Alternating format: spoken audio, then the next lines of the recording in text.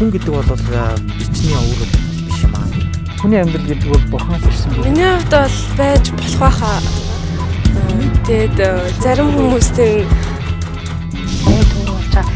за өнөөдрийн нэвтрүүлгийн сэдэв бол өр хөвгтөө өвлөх үнэт зүйл юу вэ? Энэ сэдвээр би тавьчих. баг мэдснээс болж байгаа л бодож чинь. Мэдээ зэрэг Библи гээд биднэрт эзний үг бахад эзний үгийг цаг хугацаанд бол үгийг шалах эдгэрдэг баха.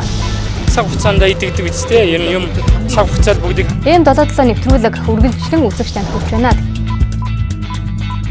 Энэ гормон дааврыг бол аз жаргалын даавар гэж ярьдаг. Та байгаа зүйлдээ талархаж чаддгүй гэсэн сэдвээр үзэгч тантай бид санал бодлоо хуваалцаж байна. Тэгэхээр таны хувьд ч гэсэн өөрийнхөө үзэл бодлыг нэвтрүүлгийн доогоор гарч байгаа утас болон имэйл хаягаар бидэнд хэлээрэй. Хүний ер нь нөхцөл байдал сайжраад хүний идэх хоол нь маш гоё болоод өмсөх хувцас тансаг тэгжин болсноороо хүн түүнийг магтах хэрэгтэй юу ч байхгүй.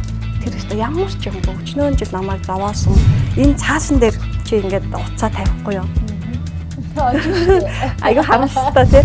Ийм 7-7 нэвтрүүлгийн нэгэн шинэ дугаараар үзэгч тантай эргээд уулзаж байна. За өнөөдөр бидний хамтдаа ярилцсан сэдэв бол та байгаа зүйлдээ талархаж чаддаггүй гэсэн сэдвээр тантай ярилцах гэж байна. Өнөөдрийн нэвтрүүлгийн зочноор Арафа эрүүл мэндийг дэмжих төвийн сэтгэл зүйч Оюнбат оролцож тантай өөрийнхөө үзэл бодлыг чөлөөтэй илэрхийлнэ. Нэвтрүүлгийн зочиндоо энэ өдрийн мэнд хүргье. За баярлалаа. Танаа нэвтрүүлэг үзэж байгаа нийт үзэгчдэд ч гэсэн энэ өдрийн мэндийг хүргье. За баярлалаа. Тэгэхээр таны хувьд бол сэтгэл зүйч хүн. Тэгээд яг өнөөдрийн сэдэв бол та байгаа зүйлдээ талархаж чаддаггүй гэсэн сэдэв байгаа шүү дээ. Яг энэ байгаа зүйлдээ талархаж чадсанаар тухайн хүний сэтгэл зүйд нь ямар тийм эерэг өөрчлөлт гардыг болоо. За талархал гэдэг бол хүний зүрх сэтгэл байх ёстой зайлшгүй дөрвөн хандлага байдаг. Тэр хандлагын нэг нь байдаг.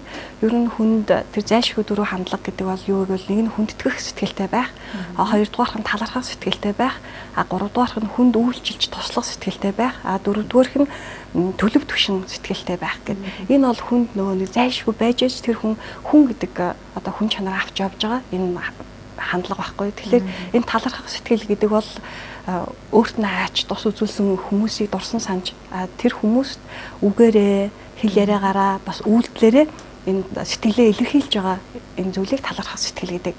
Тэгээд түрүүний таны асуусантай хүн талархснараа хүний зүрх сэтгэлд ямар үйл явдал болдог вэ гэх юм бол хүн ингээд талархаж баярлах юм бол зүрх нь үнэхээр догтлж хөөрдөг.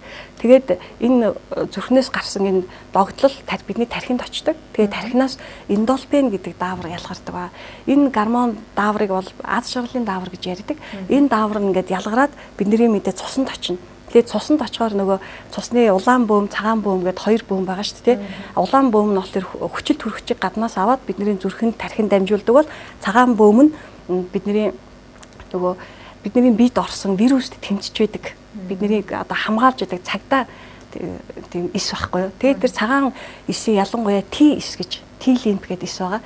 Энэ эс нь тэр эндорфин гэдэг тэр дааврыг авч одоо хоолдог. Тэгээд хүч чадлаа аваад өөрөөсөө ингээд хор ялгаруулдаг. Гэтэ энэ ямар хор вэ гэвэл бидний биед хортой биш. Бидний биед орж исэн тэр вирус хортой тийм хорыг ялгаруулад тэр нөгөө нэг вирус бактерийг устгадаг байхгүй юу. Тэгснээрээ миний бие хор тавтраас урьдчилан сэргийлэн ямарваа нэг өвчин халдвараа авахгүй байх бүрэн боломжтой байдаг. Яг ийм их хүчийг өгдөг. Тийм учраас Библиэлд бидний эзэн хэлж байгаа шүү дээ. Та нар бүх зүйл талархах. Энэ нь бол Бурхны хүсэл юм аа биднэрт хандсан гэдэг. Тэгэхээр бүх зүйл гэдэг бол ерөөсөө зовлонтой байсан, гонигтай байсан, дампуурсан, хаягдсан, гологдсон, мэхлэгдсэн ямар ч зүйлийг хэлж байгаа. Бас юу хэлж байгаа нь гэвэл баяртай байсан, жаргалтай байсан, эрүүл байсан тий альва ямар ч нөхцөл байдалд хүн талархах гэсэн. Ингээд талархснараа яг тэр хүнээс энэ бол надад ашигтай байгаа байхгүй. Миний биенээс яг тэр сайн дааврууд ялгаж миний бие өөрөө эсэргүүцэх чадвараа маш өндөр болж байгаа тэр явдал. За баярлалаа. Ямар ч хэлсэн бид бол талархаж сурах хэрэгтэй юм байна тийм ээ. Энэ хандлагыг өөртөө төлөвшүүлснээр өөрийнхөө хандлагыг болгож идснээр та бид эрүүл байх боломжтой юм байна гэсэн сайхан бидийг танаас сонслоо. Баярлалаа. За тэгээд дараагийн үзэгчийн хариултыг хамтдаа үзье. Тэгээ үзэгчд маань та байгаа зүйлдээ талархаж чаддгүй гэсэн энэ асуултанд хэрэг хариулгыг хамтдаа үзье. Бас хариулъя. Мэдээж тэгэлгүй ах. Тэрс хавсан тэр нэг дайнтай орон төрсөн үгүйстэй хоттой ч гэсэн тэр болжлоо. Хүний эрх чөлөө их тайван хангалуун хүн амьдрахт сайгал байна. Болж байна. Монгол орны хөгжил чиглэлд гайгүй явж байна. Сүүлийн хэдэн жил бол энэ үнд би арах гэж байна. Тэгээд сая сэлж ин тийм ээ. Ер нь бол талархаж байгаа дайнтай орон төрсөн бол хэцүү шттэ гэд. За тэгээд зарим үзэгчдийн маань хувьд Монгол маань хөгжиж байна тий. Болж байна. гэж бас хариулж байна л да. Тэгээ Монголын зарим нэг нөхцөл байдлыг харах юм бол бас энэс эсрэг байр суурьтай хүмүүс бас байдаг тий. Талархах зүйл байхгүй шүү дээ. Утаатай байна шүү дээ гэж гомдолж байгаа хүмүүс ч бас зөндөө байгаа. Тэгээ саяны хоёр хүний яриаг сонсоод бас их баярлж байна л да. Бид нэр альва ямиг өөдрөг эерэг талаас нь харах нь хүний олж авах хамгийн тийм сайн чадвар байдаг. Энэ бас сайн зуршил болдог. Тийм учраас бид нэр альва зүйлийг өөдрөгөөр нь харахгүй байгаад ах юм бол би өөрөө нөө сөрөг байдлаар нь дандаа харсаар байгаад өөдрөг зүйлээ ч гэсэн олж харах чадвараа алдаж эхэлдэг. Ингүүл маш их харамсалтай. Тэгээд өөдрөг байдлаас нь харахгүй болно гэдэг бол юмыг бас нөгөө нэг хараар нь бодох тийм аюултай байдаг. Тэгээд түрүү хэлсэнтэй ингэж нөгөө санаа зовнод түгших яг ийм асуудалтай байгаад ах юм бол биднээс бас л нөгөө тэр өөр нэгэн даавар ялгардаг. Тэр нь болохоор адреналин гэдэг даавар гэдэг. Энэ даавар бас биднээс ялгараад бидний цуснд очиод биднийг маш их тийм нөгөө төвшүүртэй болгодог.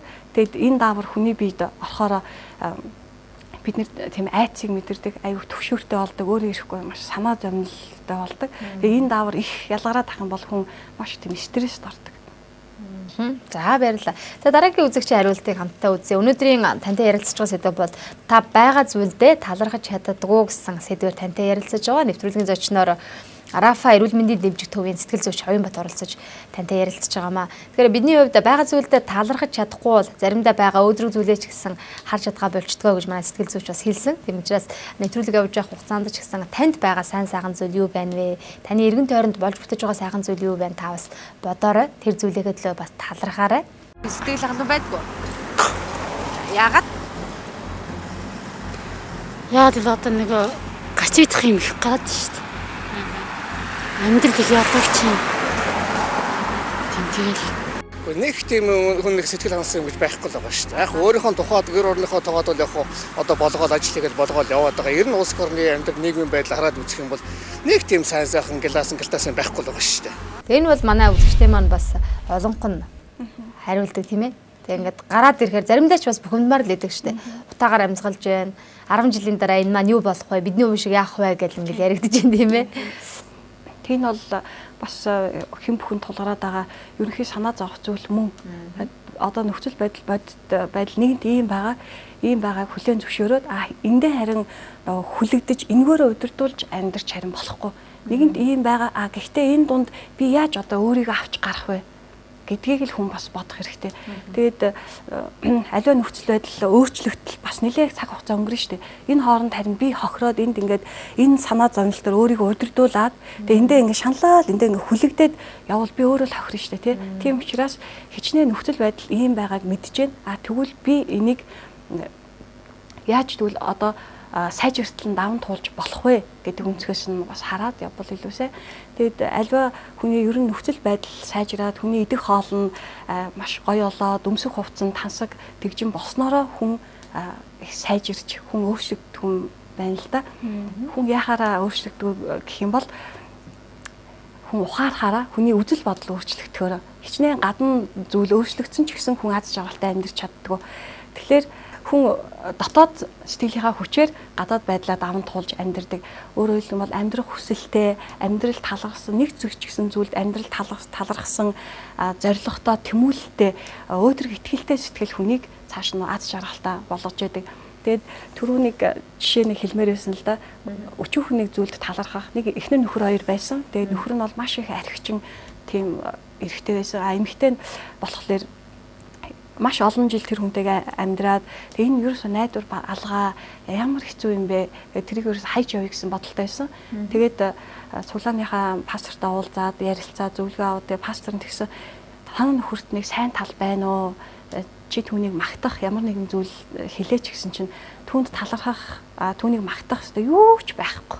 Тэр өстө ямар ч юмгүй өчнөөн жил намайг зовоосон харин намайг өстө маш их юм хэцүү байдалд оруулсан тэр хүн би одоо санаадч тэр хүнээс одоо хэлийч гэсэн сайн зүйл алга гэсэн. За чи ингээ бод гэдэг даалгавар руу явуулсан. Тэгээ нөгөө эмэгтэй чинь ингээл бодоол өсө 3 өдрийн дараа эргэж ирээд би нэг сайн зүйл оллоо гэсэн нөхрөөсөө ямар сайн талархмаар зүйл олсон гэсэн чинь тэр маань арх уучаад ингээ гэртээ ирдэг. Ямар ч гэсэн ирдэг. Ерөөсө гадуур хонж ингэж алга болж яваагүй заавал гэртээ ирдэг байсан гэсэн чинь өө тийм үү. За нэг ч гэсэн талархах зүйл байна. Тэгвэл чи тэрийг өөрт нь хэлээрээ ийм талархах зүйлтэй баярлалаа гэж хэлээрээ. Тэгээд нөгөө эмэгтэй чи яаж хэлнээс та очиж ийм миний хэлээд татаа яд ингэж бодоод тэгээд нөхөртөөгөө уулзаад чи өчнөө жил ингэж архиуж ингэж явсан те. Гэхдээ би нэг л зүйл чинь чамд талархаж явж байна. Баярлалаа. Чи ямар ч үед гэртээ ирдэг чинь чамд баярлалаа. Энэ бол үнэхээр бас талархууштай зүйл байна. Илүү олон хаа хөлдөөд өгсөн бол хаа тэнээ явж байгаа л гэсэн санаа зовлтоос чи бас баг боловч ингэлж байсан гэсэн чинь нөхөр нь үнэхээр шоконд орсон, гайхсан. Тэгээд энийг талархлыг сонсдог хүний зүрх сэтгэл бас өөрчлөгддөг байхгүй. Тэгээд нөхөр нь үнэхээр энд баярлаж те эхнэрийгээ хүлээж авч эхнэр нь ямар өөрийнх нь талаар бас эрэг зүв сэтгэлтэй явж байгааг сонсоод эхнэрээ бас ойлгож хүлээж аваад хайрлах сэтгэл төрсөн. Ингээд тэр хоёр дараа нь маш их сайхан эвлэрээд тэр эрэхтэй бас бурхан дээр ирээд өөрчлөгдсөн ийм гоё түүхүүд байдаг. За тэгэхээр өнөөдөр бидний хамтаа ярилцж байгаа бол та байгаа зүйлдээ талархаж чаддгүй гэсэн сэдвээр үзэгч тантай бид санал бодлоо хуваалцаж байна. Тэгэхээр таны хувьд ч гэсэн өөрийнхөө үзэл бодлыг нэвтрүүлгийн доогуур гарч байгаа утас болон имэйл хаягаар бидэнд хэлээрэй. Тэгээд энэ асуултанд маань үзэгчд маань хэрэг хариулгыг хамтдаа үзээд нэвтрүүлгээр үргэлжлүүлье. Тэгэж утаа мутаан л юм да. Өөрөө мөн хайг шин. Чадахгүй зарим юм дээр бол үнэхээр сэтгэл зовж байна. Энэ их олон машинаас татвар авдаг мөртлөө замаа янзч чадахгүй нэг. Яах вэ одоо зах зээлийн үед чинь бас мөнгө цайлан баг болохоор чинь тэтгэврийн онцод чинь хөрөлцөхгүй юмны өндөр энэ хүмүүс юу чинь дарга зэрэгнэр одоо энэ зах зээ энэ юунтэй юм хамаа зарж байгаа хүн амьтнад мах шидний үн энэ дэрийг доктортой байдаг бол тийм үгүй юм уу. Тэгээд хэлбэлзэлтэй тий арай тийм дондор л ээ. Тэгэхээр мэдээж сэтгэл дундуур болж бүтэхгүй байгаа зүйлийг харах юм бол бидний эргэн тойронд зөндөөл энэ тийм ээ. Тэгээд энэ ярьж байгаа хүмүүсийн ярьж байгаа үнэн шүү дээ. Яг бидэндээ ч гэсэн тулгарч байгаа. Харин яг энэ асуудлыг хажуу тийш нь тавиад жинхэнэ өнөөдрийн ярьж байгаа энэ талархах зүйл рүү анхаарлаа ер нь хүн яаж хандуулах хэвтэй юм бол. Тэгээд бид нэр өөрсдийгөө альва зүйлээс бас гадны нөлөөнөөс өөрсдийгөө хамгаалах юм дасгалууд бас их хийж явах хэрэгтэй. Бид нэгэн талын найдваргүй нийгэмд амьдарч байна тий юмны үн байн өсдөг нийгэмд амьдарч байна. Бас хүн өөрөө бид нар бол маш их дорой. Заримдаа бид нар баярладаг, заримдаа тухайн үнийг үзээ ядна, заримдаа готорно, заримдаа итгэл алдна, заримдаа хуурч мэхлэн. Өөрөө ч гэсэн бид нар ийм шүү дээ тий өөрийгөө ч бид нар тогтвортой барьж чадахгүй тийм мөхөс хүмүүс. Тийм учраас бид нар найдвартай тэр нэгэн эзэн дээр өөрийнхөө амьдралыг тавихгүй бол тэр бол ерөөс айгүй батлааг болж байгаа байхгүй. За жишээлбэл энэ ширээ байна те. Энэ ширээ найдвартай учраас хоёлаа одоо бүх юмаа ингээд тавьсан байх жишээтэй. Энэ дээр бас нэмээд хоёлаа аягнууд ч тавьж болно, бас хоолойч тавьж болно, олон номч, компьютерч тавьж болно. Энэ бол найдвартай байна. Тэгвэл одоо энэ цаасан дээр чи ингээд уцаа тавихгүй юу? Айгу харамсалтай тий. Тэг чи бол уцаа хүртэл тавихгүй, бас цайгаа хүртэл тавьмааргүй тий. Чи өөрөө бас энэ дээр гарч суух уу? Үгүй, өөрийгөө ч хүртэл тавихгүй тий. Тийм учраас бид нар яг тэр найдвартай тэр нэгэнд өөрийнхөө амьдралыг суурлуулж тавихгүй бол ажил гэдэг бол өөрчлөгдөн. Би өөр дээрээ тавих юм бол би ч гэсэн өөрөө сул дорой, би бас хөвшөрнө, би бас үхэн, өөрөө өөрийгөө би бас авч чадахгүй. Би хан дээр миний ханил миний амьдралыг авч явна гэл хан дээр бүх юмаа тавьчихдаг. Гэтэл тэр маань ч гэсэн хүн учраас унаа архиун эсвэл тийм ээ бас л хүн юм чи сул дорой штэ. Тэгэл за би тэгвэл ерөөсөө боловсролд өөрийгөө тавьяал, боловсрол хөөцөлдөж яваад өөрийгөө тавьсан. Гэтэл тэр зөвхөн миний тийм ээ би эрүүл мэндийг сайн болгохгүй шүү дээ. Зарим хүмүүс мөнгөний хойноос явдаг, мөнгөн дээр бүх амьдралаа тавьдаг. Гэтэл дараа нь мөнгөөр бол амьдралыг худалдаж чадахгүй, мөнгө бол хязгаартай гэдгийг ойлгохдоо бол зөвхөрдөг. Тийм учраас бат найдвартай хувиршгүй тэр зүйл бол зөвхөн бидний эзэн байдаг.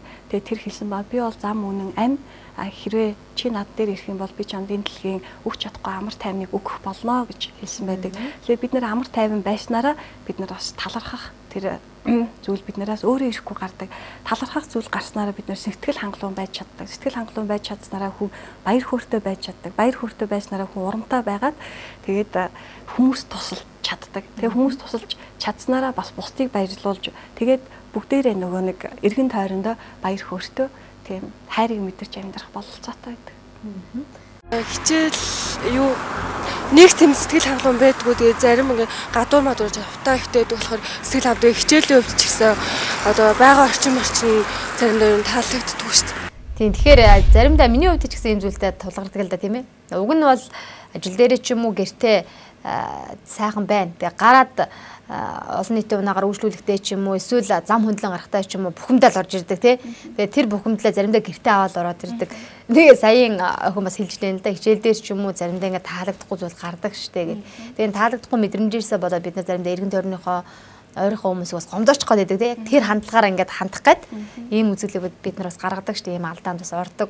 Тий. Тэгэхээр энэ дээр нөгөө бид нар үзэл бодлоо бас өөрөө зэгцлэх хэрэгтэй л тий. Энэ зүйл төр зургийн гэдгийг аяга бодох хэрэгтэй. Энэ зүйл байнга байдаг миний мөнхийнх гэж хэрэг хүн бодох юм бол бухимдгаас өөр аргагүй. Энэ бол төр зурих гэж бодохороо хүн бас тайвширдаг. Энэ бол өөрчлөгдөх боломжтой гэж. Тэгээд сүүлийн үед ер нь тийм харьцуултын ядуурл гэдэг ийм ойлголт маш их бий болж байгаа. Харьцуултын өөрийгөө бусдад харьцуулаад ядуу болцсон зүйлүүд. Жишээлбэл өөрийгөө бол нийгмийн түвшнээс тийм их ядуу биш. Бүр өгөөгүй ядуу биш. Тэгээд тийм их ядуу биш мөртлөө дундаж амьдралдаа хүмүүс мөртлөө их баян хүнтэй өөрийгөө харьцуулдаг.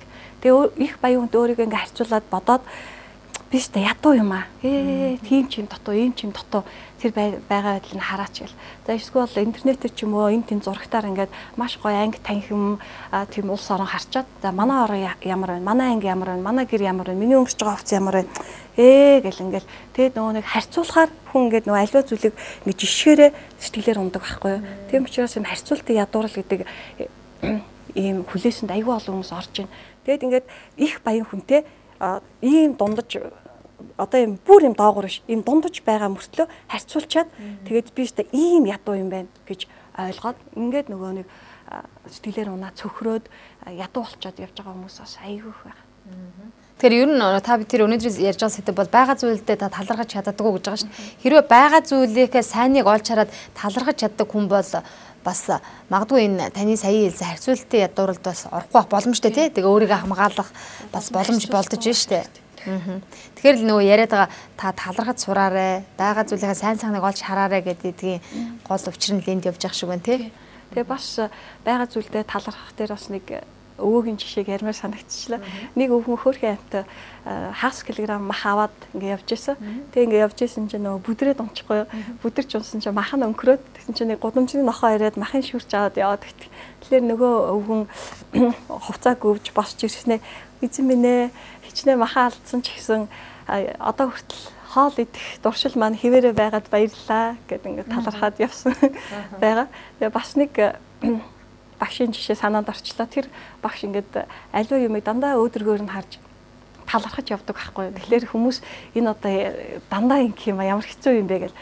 Тэгэд нэг удаа маш тийм салхитай, тийм шуурхтай, тэгсэн мөртлөө юм цастай, тийм бороотой ч юм шиг тийм амар эвгүй тийм чихүүцтэй хүүтэн өдөр байсан. Тэгээд хүмүүс за энэ одоо яах нь те яаж орж ирэх нь багш одоо орж ирэхтэй гэл. Тэгсэн чинь нөгөө багш чинь маш тэр шуурхтай, салхитай, цастай гаднаас орж ирээл малгайгаа гүйснөө. Яа дандаа ийм өдрийг өгдөггүй эзэнд талархъя гэж ороод ирсэн гэсэн. Тэгэхээр хүмүүс гайхаад нэрээ үнэхээр бүх зүйл талархаж чаддаг тий. Жижигхэн зүйлд ч гэсэн талархаж чаддаг хүн байна гэдгийг бол авч ирсэн. Тэгэхээр эндээс би бас нэг зүйл хэлмээр байна л да. Хүн гэдэг бол тийм даган дуурайх чадвартай байдаг сэтгэлдүүд хүн бол даган дуурайх одоо зуршилтай гэж үздэг байхгүй.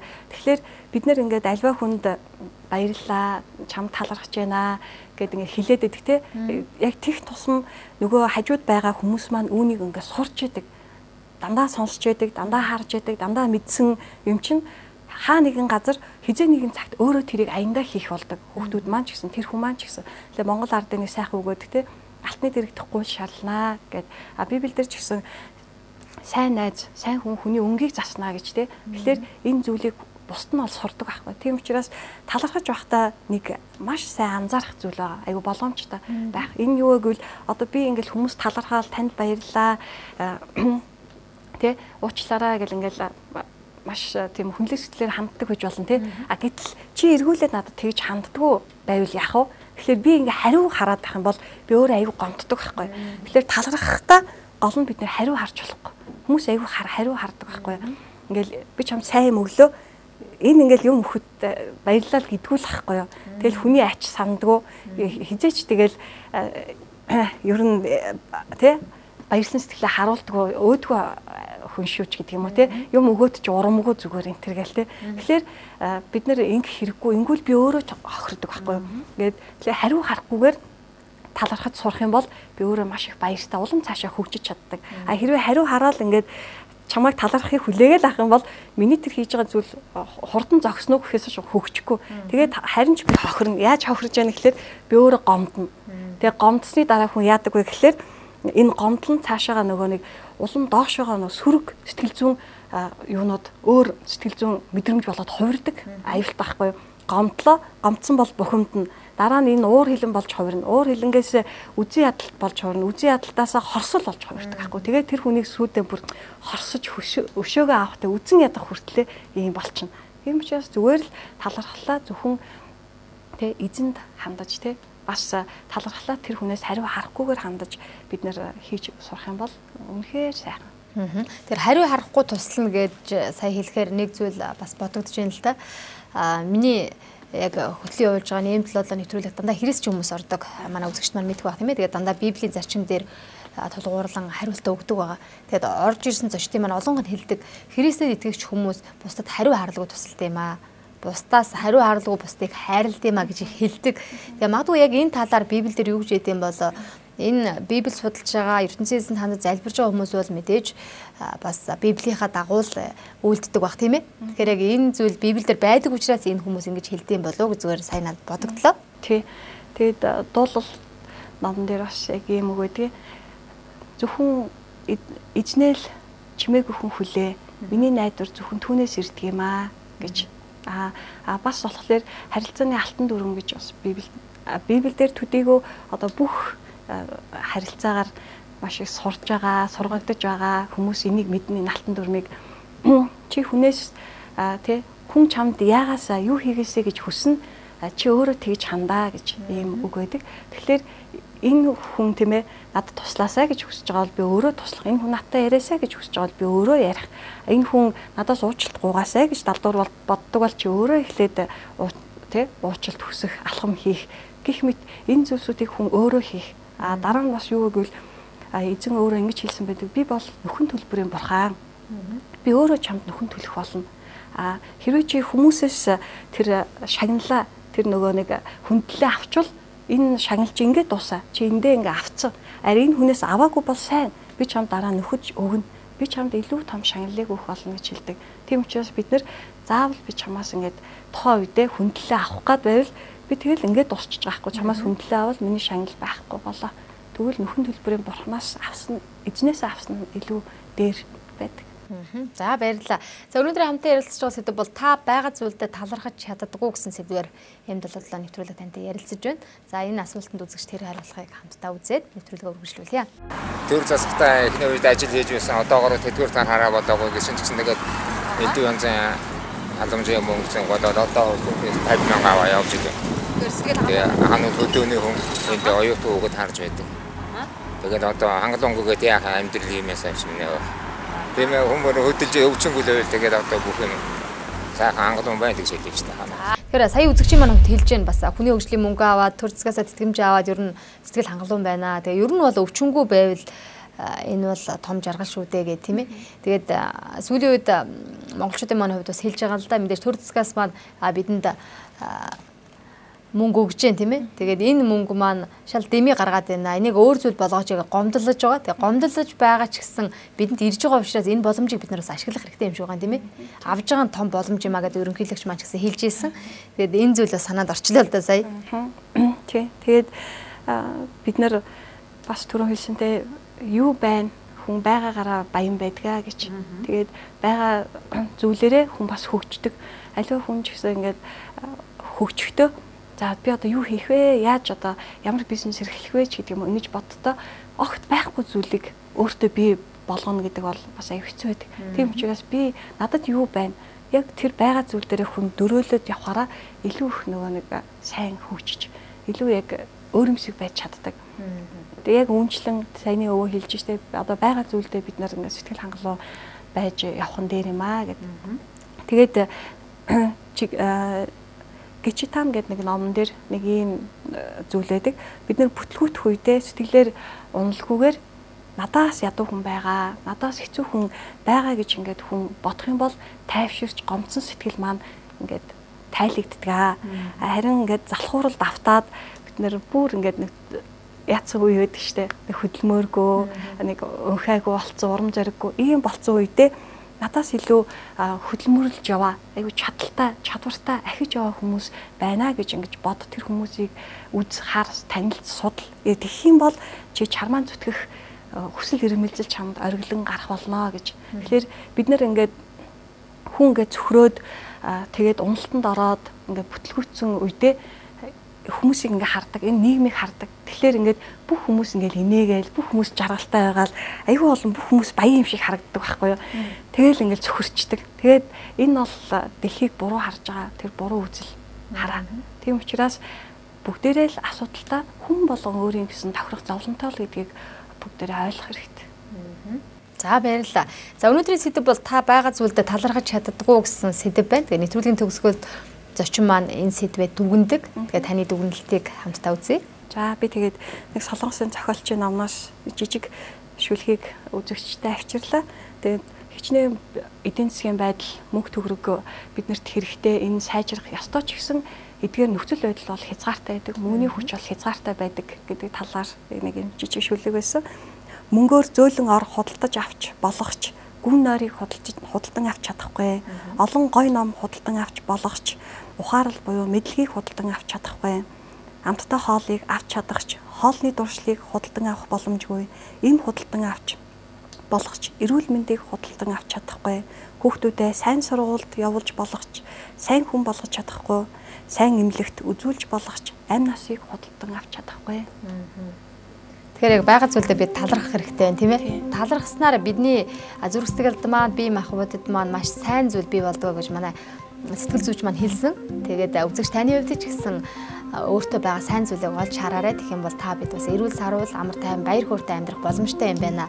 Нэвтрүүлэг маань энэ хүрээд өндөрлөж байна. Өнөөдрийн нэвтрүүлгийн зочноор Рафа эрүүл мэндийн хөгжлийн сэтгэл зүйч Оюнбат оролцож тантай үзэл бодлоо илэрхийллээ. Үзэгч таны хувьд өөрийн санал бодлоо бидэнд илэрхийлэхийг хүсвэл нэвтрүүлгийн доогуур гарч утас болон имэйл хийгээд бидэнд хандаарай. Эх 7 хоног эргээд уулзъя баяртай.